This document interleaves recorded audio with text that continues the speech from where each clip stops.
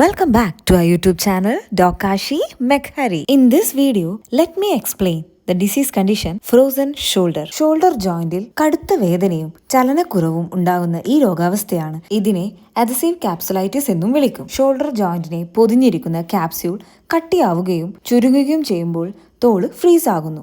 ഇതുകൊണ്ടാണ് frozen shoulder എന്ന പേര് വന്നത്. ഈ അസുഖത്തിന്റെ പ്രധാന കാരണങ്ങളായ 40 മുതൽ 60 വയസ്സ് പ്രായമുള്ളവരിലും പ്രമേഹ രോഗികളിലും തോളിലുണ്ടാകുന്ന പരിക്ക് മൂലവും ശസ്ത്രക്രിയയ്ക്ക് ശേഷവും ദീർഘനേരം കൈ അനങ്ങാതെ വെക്കുന്ന അവസ്ഥയും സ്ട്രെസ് ഹോർമോൺ ചേഞ്ചസ് കാരണവും സെർവിക്കൽ സ്പോണ്ടിലോസിസ് കാരണവും ഉണ്ടാവാം. ഇതിന്റെ ലക്ഷണങ്ങളാണ് തോളിൽ പതുക്കെ തുടങ്ങുന്ന വേദന, രാത്രിയിൽ വേദന കൂടുന്ന അവസ്ഥ, കൈ ഉയർത്താനും പിന്നിലേക്ക് കൊണ്ടുപോകാനും ബുദ്ധിമുട്ട്, ഡ്രസ്സ് ചെയ്യുമ്പോൾ മുടി ചീകുമ്പോൾ വേദന അനുഭവപ്പെടുക, ഷോൾഡർ ജോയിന്റ് മൂവ്മെന്റ്സ് കഠിനമായി കുറയുന്ന അവസ്ഥ. ഈ ഫ്രോസൺ ഷോൾഡറിലെ 3 ഘട്ടങ്ങളായാണ് ഉണ്ടാവുന്നത്. ആദ്യത്തേത് വേദന കൂടുകയും ചലനം കുറയുകയും ചെയ്യുന്ന അവസ്ഥ, ദാറ്റ് ഇസ് ഫ്രീസിംഗ് സ്റ്റേജ്. വേദന കുറയും ബട്ട് ചലനം വളരെ കുറവായിരിക്കും, അതാണ് ഫ്രോസൺ സ്റ്റേജ്. പിന്നീട് പതുക്കെ ചലനം മടങ്ങി വരുന്ന അവസ്ഥ, അതാണ് തോയിങ് സ്റ്റേജ്. ഈ അവസ്ഥ 1-2 വർഷം വരെ നീണ്ടേക്കാം. ഇനി വേദന മാസങ്ങളായി തുടരുകയാണെങ്കിൽ, കൈയുടെ ചലനം വളരെ കുറയുകയാണെങ്കിലും, പ്രമേഹ രോഗികൾ വേദന കൂടുകയാണെങ്കിലും ഉടൻ തന്നെ you all have to seek the doctor.